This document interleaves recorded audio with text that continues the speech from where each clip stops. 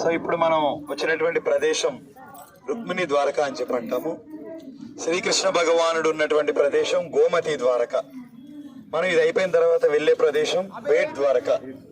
అయితే ఈ రుక్మిణి ద్వారక విశేషం ఏంటంటే, ఒకసారి దుర్వాసముని ద్వారకని సందర్శించడానికి వస్తారు. ఆ వచ్చినప్పుడు కృష్ణుడు ఆహ్వానిస్తాడనమాట. జనరల్ గా దుర్వాసమునికి చాలా కోపం ఎక్కువ కదా. అయితే ఇక్కడికి వచ్చిన తర్వాత, దగ్గరకు వచ్చిన తర్వాత ద్వారక ఎంట్రన్స్ లోకి వస్తున్నప్పుడు దుర్వాసముని చెప్తారు, నన్ను ద్వారకలోకి మీరు తీసుకెళ్లాలంటే రథం మీద స్వయంగా మీరు మోస్తూ, గుర్రం కాదు, నేను రథం మీద కూర్చుంటాను, మీరు ఆ రథం మీద నన్ను లాగుతూ తీసుకొని వెళ్ళాలి. ఒక పక్క రుక్మిణీ మాత, ఒక పక్క కృష్ణుడు, వీళ్ళిద్దరూ లాక్కొని తీసుకెళ్తూ ఉంటే, రుక్మిణీ మాత ఎప్పుడు కూడా ఇలాంటి పనులు ఏం చేయదు కదా. ఆవిడ ఎప్పుడు ఇంట్లో కూడా జాగ్రత్తగా ఉంటుంది కదా. అటువంటి ఆవిడ ఈ రథం లాగడంతో చాలా అలసిపోతుంది. కృష్ణుడికి చెప్తుంది పక్కన, కృష్ణ నాకు చాలా దాహంగా ఉంది, నీళ్లు కావాలి అంటే, కృష్ణుడు వెంటనే తన బొటను వెళ్తే ఇలా అంటాడు. ఇలా అనగానే లోపల నుంచి గంగ బయటకు వస్తుంది.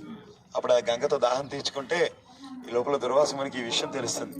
అప్పుడు దుర్వాసముని చాలా కోపం అయిపోయి, నేను అతిథి ఇంటికి వచ్చిన తర్వాత అతిథి భుజించకుండా రుచి చూస్తే, అది మనం కానీ తీసుకుంటే అది మహాపాతకం అనమాట. అతిథి ఇంటికి వస్తే అతిథికి సంతృప్తి చేయకుండా ఆ నీరు నాకివ్వకుండా నువ్వు సేవిస్తావా అని చెప్పి రుక్మిణీదేవిని శపిస్తాడు.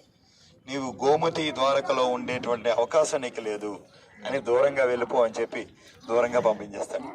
అందుకని దుర్వాసముని శాపం మూలంగా చుట్టుపక్కల ఒక 40 కిలోమీటర్ల విస్తీర్ణంలో ఎక్కడ కూడా మంచినీరు దొరకదు. అంత ఉప్పు నీరే అనమాట ఇక్కడ అంతా. అందుకని గోమతి నది కూడా ఉప్పుమయంతో అయిపోతుంది, ఉప్పుగానే ఉంటుంది గోమతి కూడా. సో కాబట్టి ఇక్కడ రుక్మిణీ మాత ఇక్కడ నివసించినటువంటి ప్రదేశం. ఈ రుక్మిణీ మాత మందిరం ఏదైతే ఉందో, ఈ మందిరానికి అంటే ఈ ప్రదేశానికి క్షేత్రపాలకుడు హనుమంతుడు. ఇక్కడ లోపల ఇదంతా కూడా మళ్ళీ ఇదే లీల చెప్తారు.